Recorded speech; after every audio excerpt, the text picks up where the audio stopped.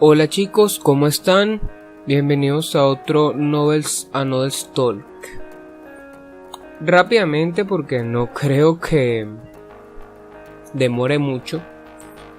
Como suele pasar en el canal, hay muchas cosas que me gusta conversar, pero a veces no se dan los momentos, las circunstancias o el detonante para abordar ciertos temas que me llamaría la atención discutir en el canal. Sin embargo, en esta ocasión quiero conversar porque en Facebook vi un meme que me parece el más perfecto, el más idóneo para conversar esto, que verán, o como ya se habrán hecho una idea con el título del podcast, pues es sobre el cabello de los personajes y el color de los mismos dentro del manga. Aunque esto también lo podemos ver en los cartoons, pero ya de alguna forma se ha convertido en algo más habitual dentro del anime, el manga y las novelas ligeras, e incluso los videojuegos. Y es el asunto del cabello.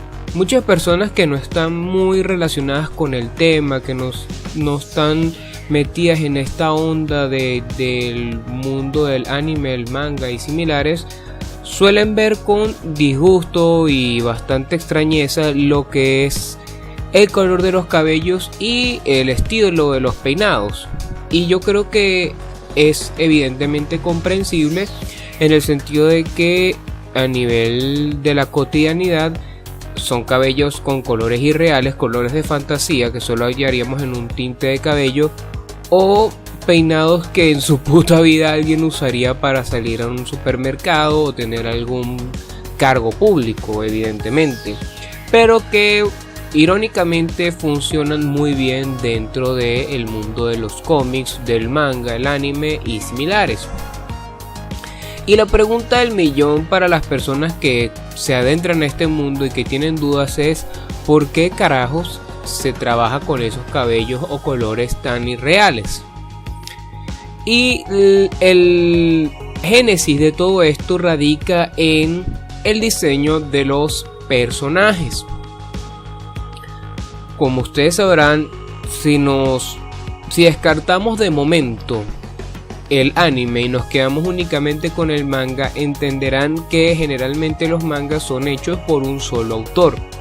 Ese autor tiene una idea, una premisa, y en función de esa historia él va creando los personajes que se van a desenvolver dentro de la trama de su manga y posteriormente finalizar la aventura, digamos, a medida que los lectores van leyendo esa historia. El problema está en que el manga solía salir suele, mejor dicho, incluso en la actualidad, cosa que me parece fabuloso, se trabaja en blanco y negro. Y como se trabaja en blanco y negro, es normal que se presenten algunos inconvenientes. Y es que el manga tiene dos cosas que le juegan en contra si lo vemos en cierta perspectiva. La primera es que todo surge de la misma cabeza. ¿Qué significa esto?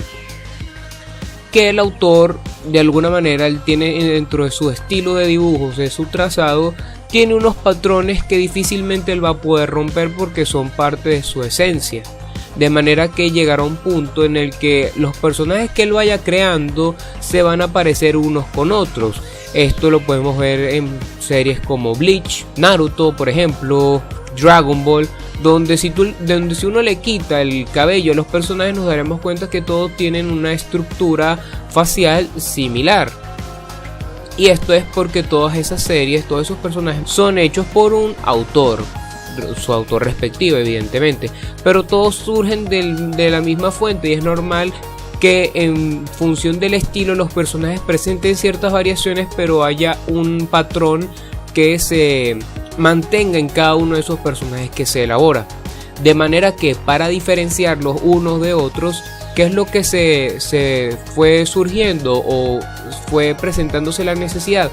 Había que recurrir a algún artificio para distinguir a un personaje de otro. De manera que para distinguir a un personaje de otro, el ejemplo más evidente o el más efectivo es el estilo de cabello, los peinados. Y es curioso porque esto es un fenómeno que se ve actualmente incluso en Japón, y es el hecho del cabello. Esto yo lo comenté en un podcast anterior, pero creo que es pertinente volverlo a repetir. Como ustedes sabrán, el rostro asiático no es el rostro que tenga dentro de su propia gente sean rostros muy distintivos, suelen ser caras comunes donde una se parece a la otra, y por eso el clásico de todos los asiáticos son chinos, etcétera, etcétera, etcétera. De manera que los japoneses, siendo conscientes de eso, ellos acostumbran a usar estilos de cabello como si fuesen de anime. ¿Esto por qué se hace? Porque para los japoneses el estilo de cabello representa parte de su personalidad, es la manera de ellos distinguirse dentro de la comunidad que por sus propias idiosincrasias y por su genética son muy parecidos unos con otros. Así que un rasgo rápido para distinguir a un japonés de otro, en este caso que estamos hablando de Japón, es por el estilo de cabello. Esto yo me imagino que comenzó a hacerse más notorio una vez que en el mundo del manga esto se hizo tendencia, ya que, como entenderán, en la época feudal pues están unos estilos de cabello que eran de moda y todo el mundo usaba ese mismo estilo. Así que, retomando aquí el asunto del manga, pues entonces al ser todos los personajes dibujados por el mismo autor, había que crear rasgos para distinguir a un personaje de otro dentro de su historia, y era una manera rápida el estilo de los cabellos. El otro problema con esto es que, bien, conseguías diferenciar a un personaje de otro en el manga, que era en blanco y negro. El problema es que cuando lo llevamos a la animación, cuando comenzó a surgir la animación a color, surge un nuevo problema, y es que cuando trabajamos con la paleta de colores extensa, hay que distinguir a un personaje de otro y volvemos a caer en que los personajes se parecen, porque ustedes entenderán que por más estilos de cabello que uno vaya diseñando, llegará un punto en el que un estilo de cabello se parece a otro. Así que, aprovechando la paleta de colores, se acompañó la diferenciación de personajes con otro elemento, y eran los colores de cabello. A grandes rasgos, los colores de cabello en la genética son el negro, el marrón en varias sus tonalidades, el amarillo, el rubio y el rojo, los pelirrojos.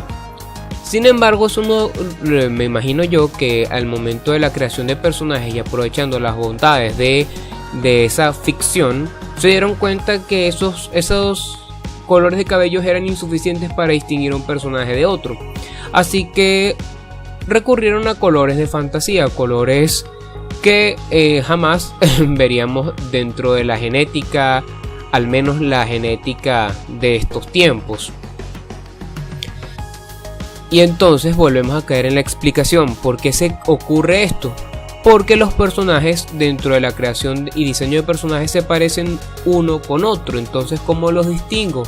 Los distingues rápidamente con peinados extravagantes que caractericen y diferencien a uno respecto de otro de manera inmediata, y eso lo acompañamos con tonalidades de cabellos muy resaltantes para destacar a un personaje de otro.